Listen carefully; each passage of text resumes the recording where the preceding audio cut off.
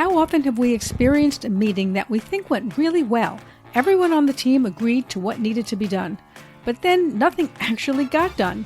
Or work was started, but goals were not met. Why?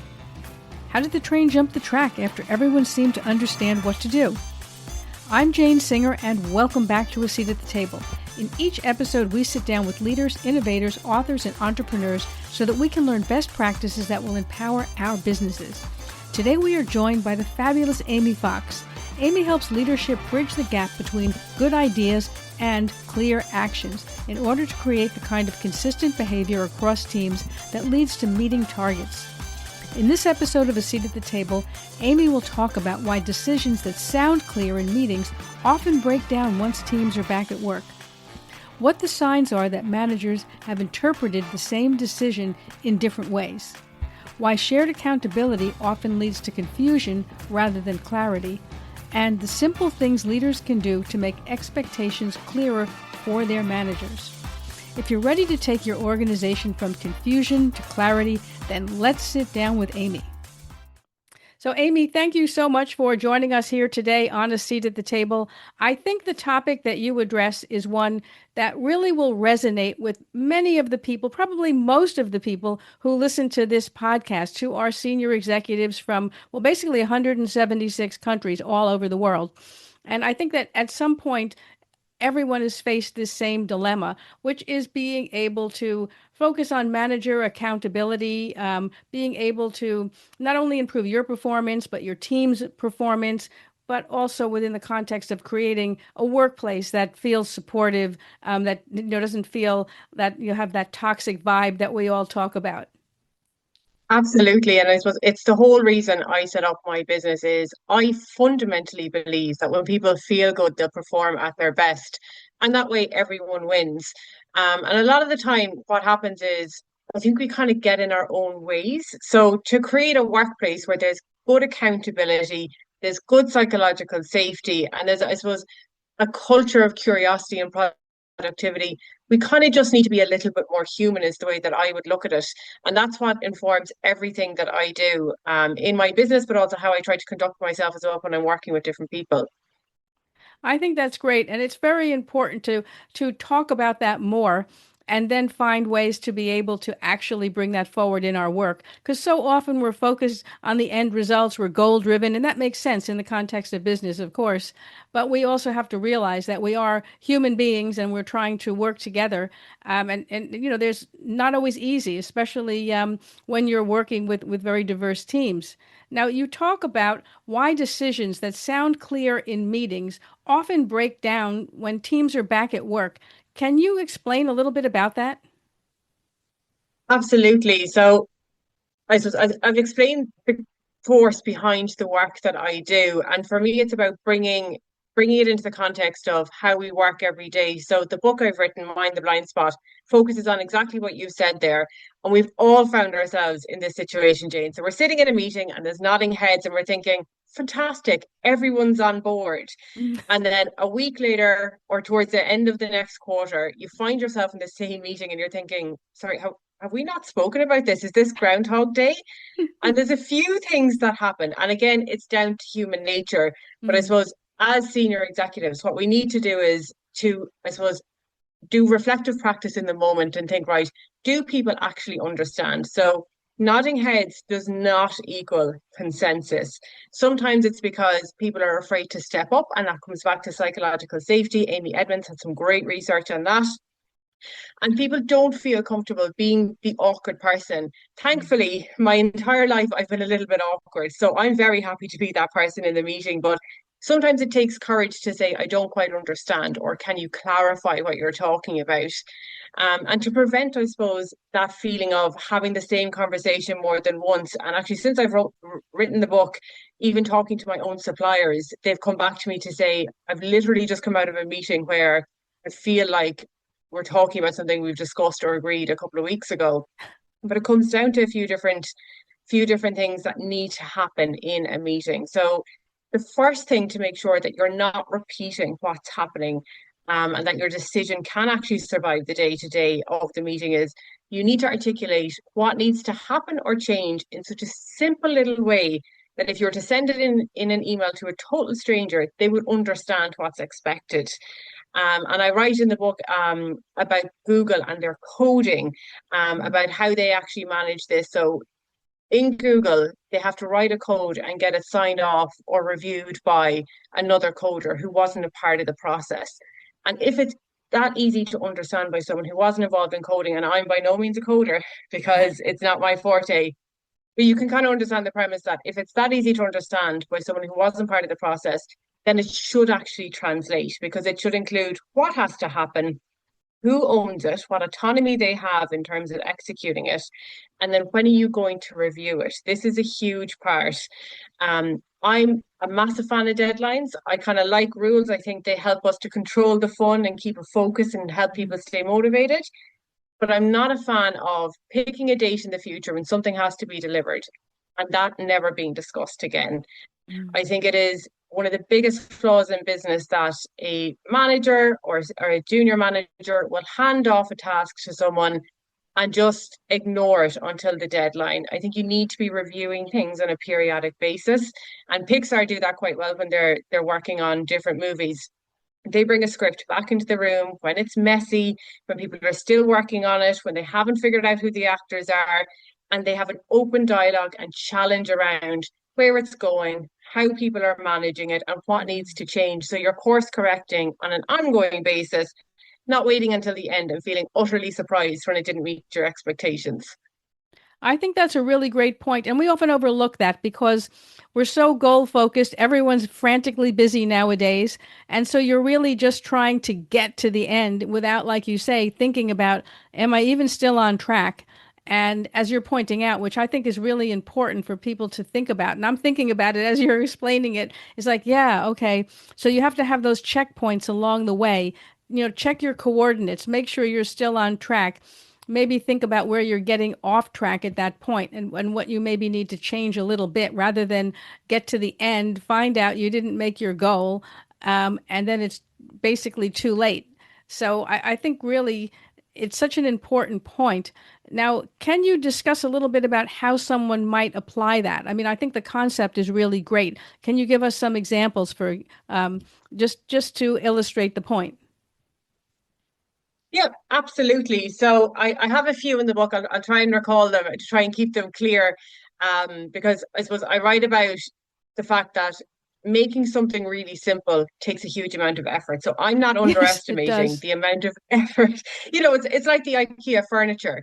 It For seems sure. really simple, but the amount of time that had to go into designing that, my husband is a construction studies teacher, and he always says someone has to do the thinking, right? Right. So I'm not underestimating how hard it is to do this, right? But if you break it down into our three little steps, so you have to explain the change or the task in a really simple way that everyone understands it. So I'll give you a good example and then a bad example. A great example would be the operations team cannot meet all the customer needs at the moment. So we Mm, now need to hire in a junior member by the end of this quarter to make sure that they manage the email system for mm, customer service. A bad example would be, oh, operations are under a huge amount of pressure. Let's do something about that. Um, you also need to include who's involved in it. So the operations team will detail the skills that are needed, but the HR team are going to advertise and arrange for the interviews. So people are aware of the level of, I suppose, accountability they're responsible for and the autonomy they have in that. So operations can list out all of the things they feel are important, hand it off to HR, who are responsible for making sure they get the applications in. This seems like really basic and, I suppose, obvious things, and it is to a certain extent. But to your point, Jane, we are all so busy at the moment. The ability to take a step back and kind of look at it and think, right, look at it from the holistic perspective. If something is obvious, you need to actually be able to articulate it for people to be able to do their jobs properly, especially that piece around accountability.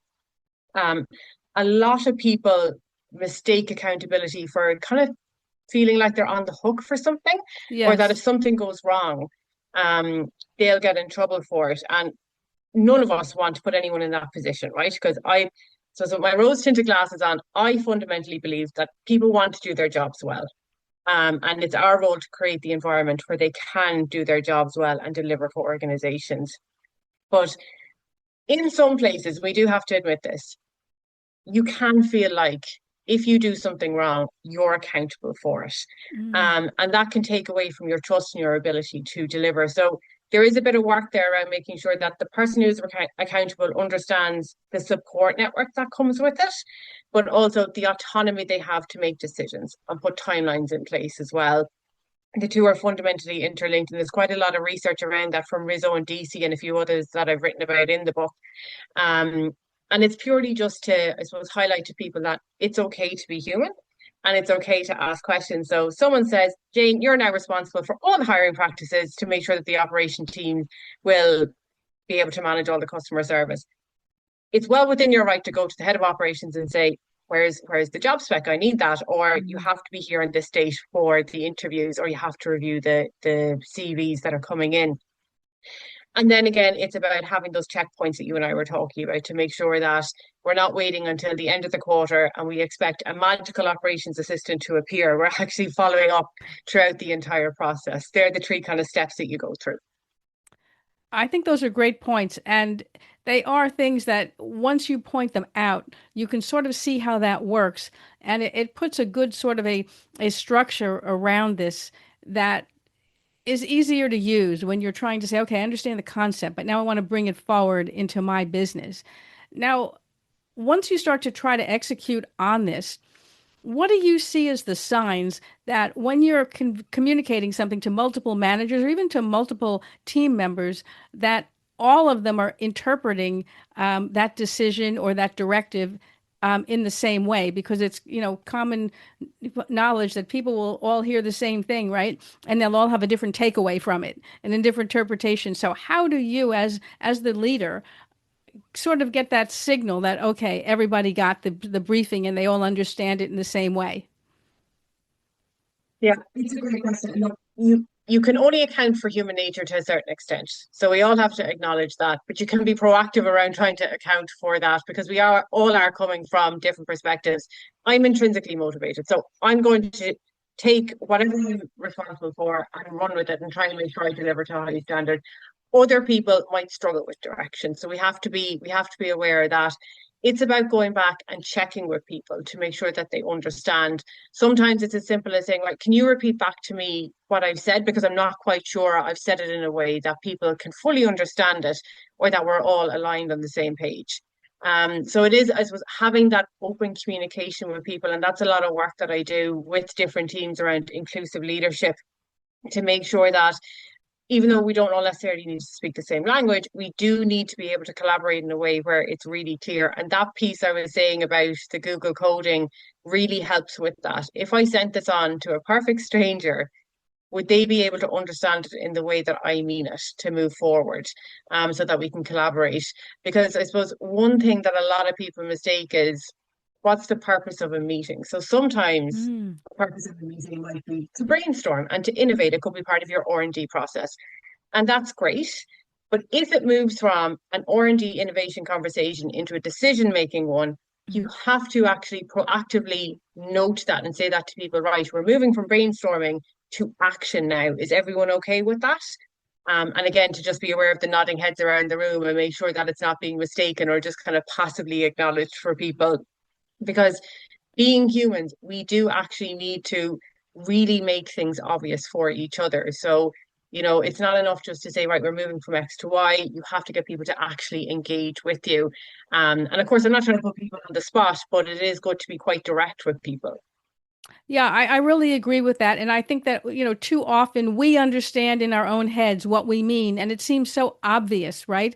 And then you don't realize that other people don't get it, not because, they're stupid or not paying attention, but simply because there's bits and pieces that you left out. It's like reading training, direction, not training, but the directions for things where the person who wrote it obviously was a person who knows the system too well, and they didn't understand the bits that someone who's new to it need to be told. Like you have to look for this, but it's over here, whereas they intuitively know where it is.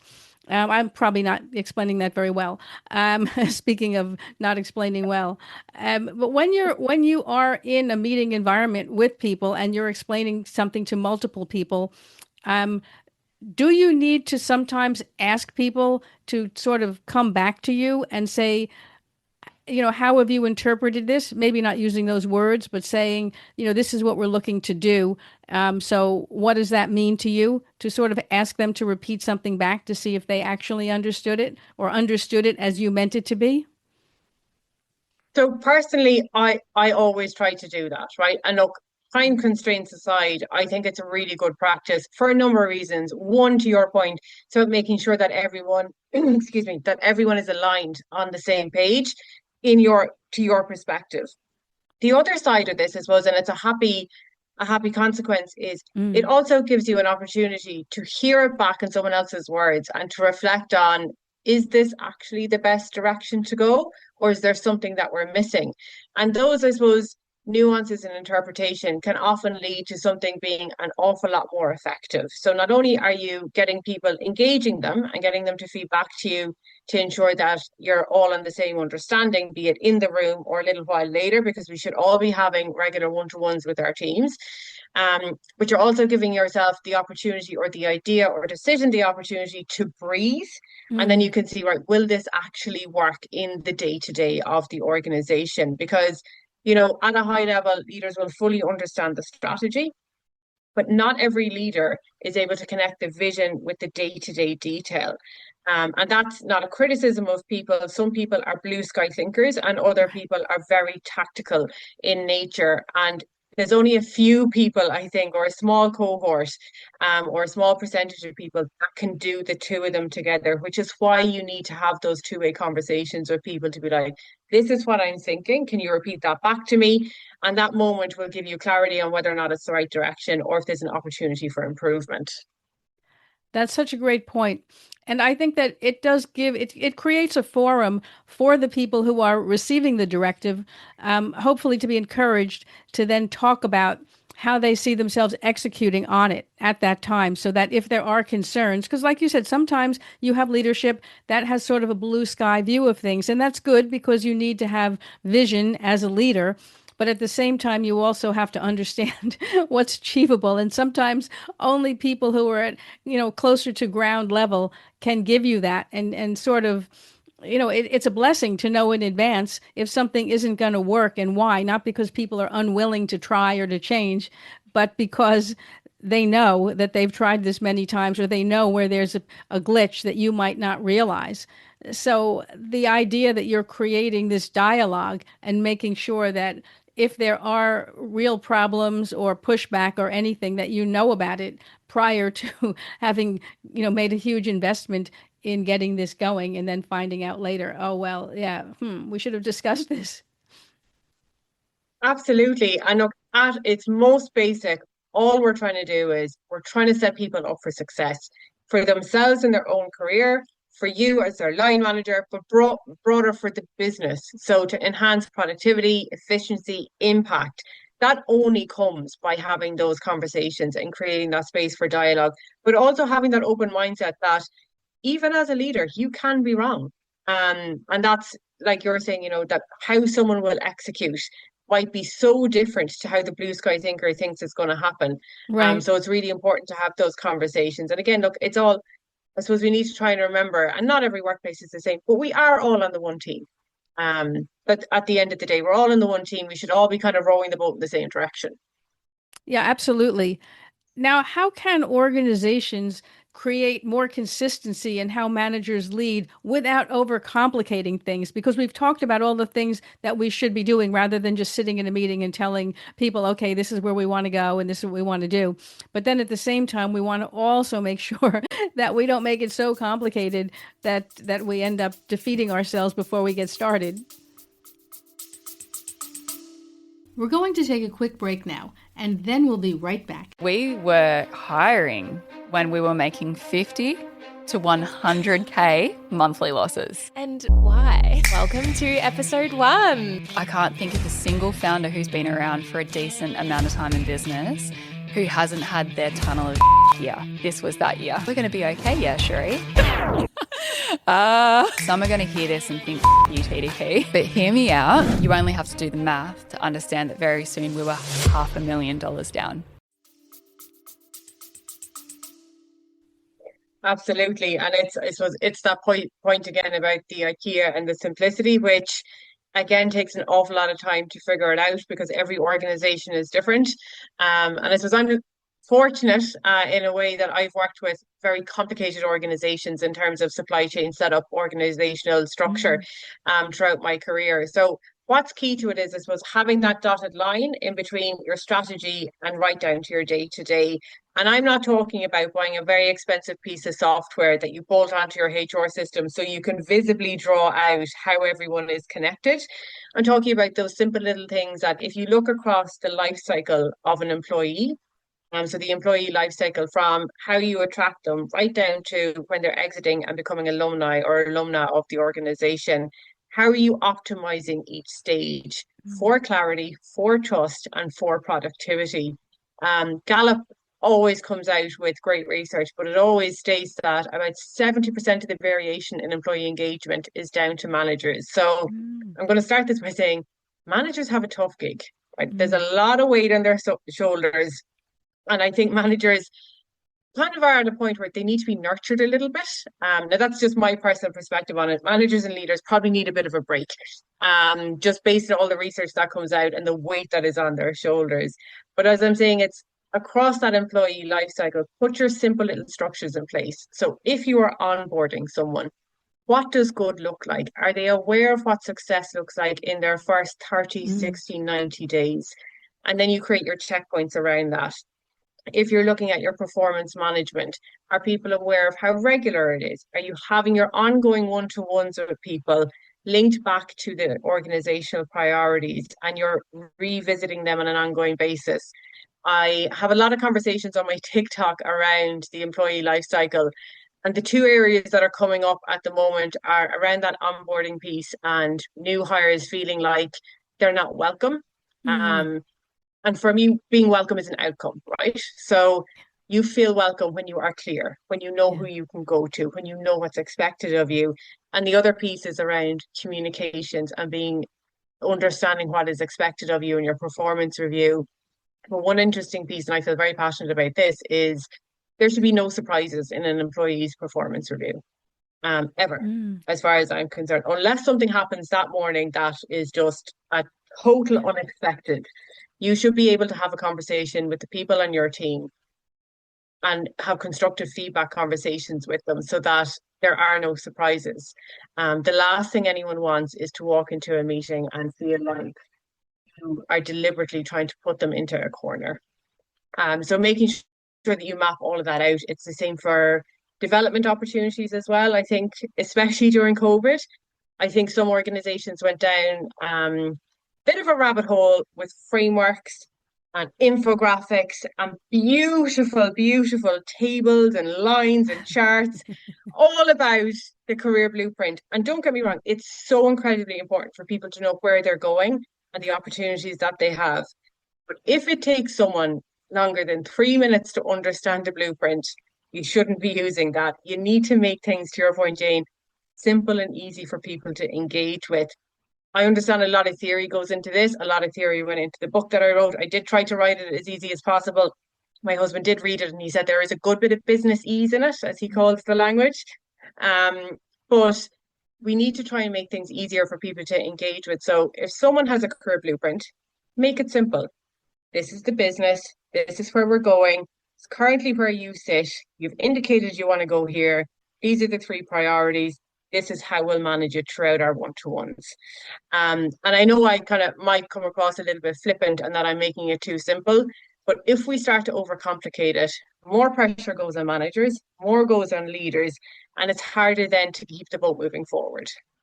I totally agree with that. It's so important to have that open dialogue, keep things as uncomplicated as possible.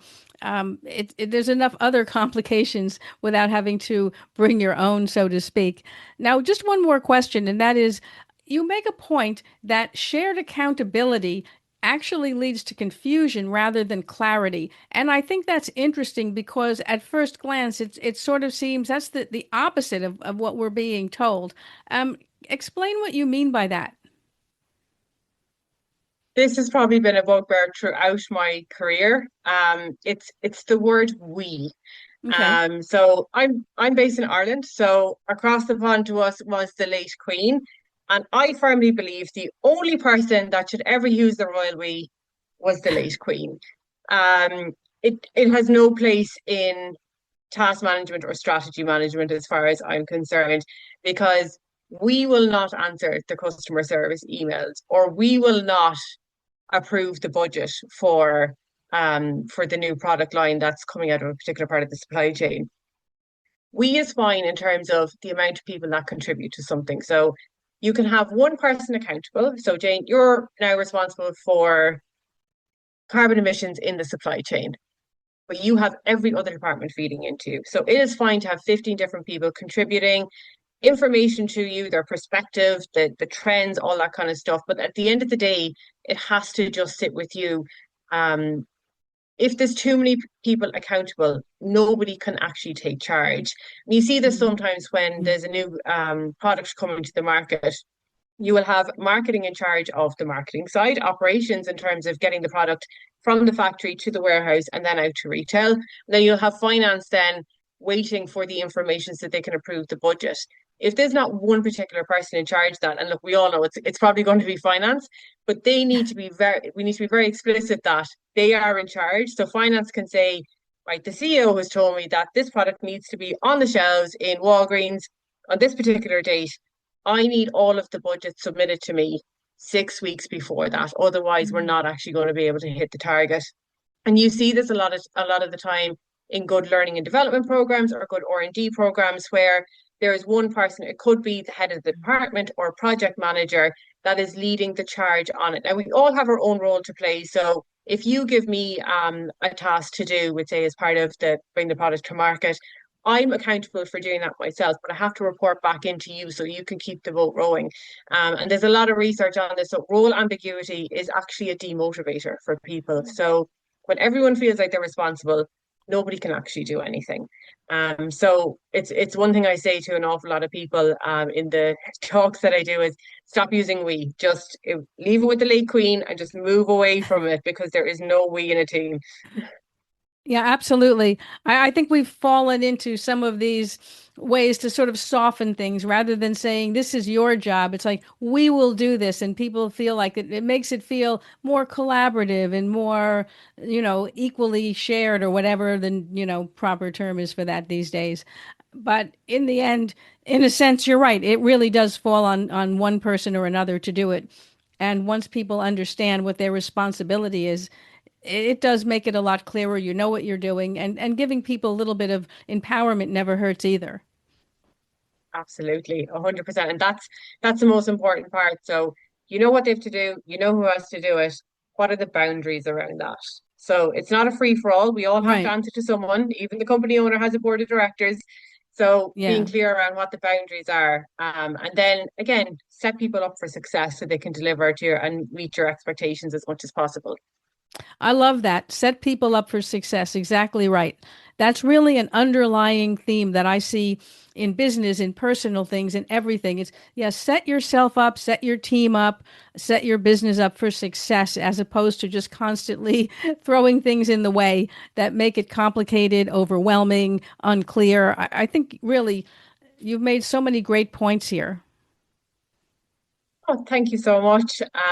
I suppose I'm quite a people person. And any team that I've ever worked in, I want to be able to see people succeed, because we spend so much of our lives working.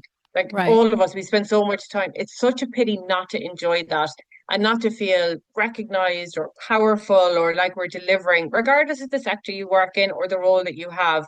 We do all want to be able to clock off at the end of the day and just feel like I did a good job. It's good for your own self-esteem when you're spending that much time doing something. Yes, that's so true. Well, Amie, thank you for being here with us. folks, if you are listening to this on either a podcast or you're listening to it as a video, the links where you can find Amie's book and where you can connect with Amie will be in the show notes or the description area. You know her book's a must read. It's just a matter of how soon you're going to get to read it and start improving your work life. So sooner is better than later. I would really encourage you to read the book and to connect with Amie. She has so much to share. Thanks for being with us here today on A Seat at the Table. If you'd like to see some of the other episodes, head on over to our podcast website at seat.fm. That's SEAT.fm. There's also a link here in the show notes. And if you're thinking that you'd like to be a guest on the show, you'll find information on how to apply there as well. Thanks again for joining us. I'm Jane Singer, and I will see you in the next episode.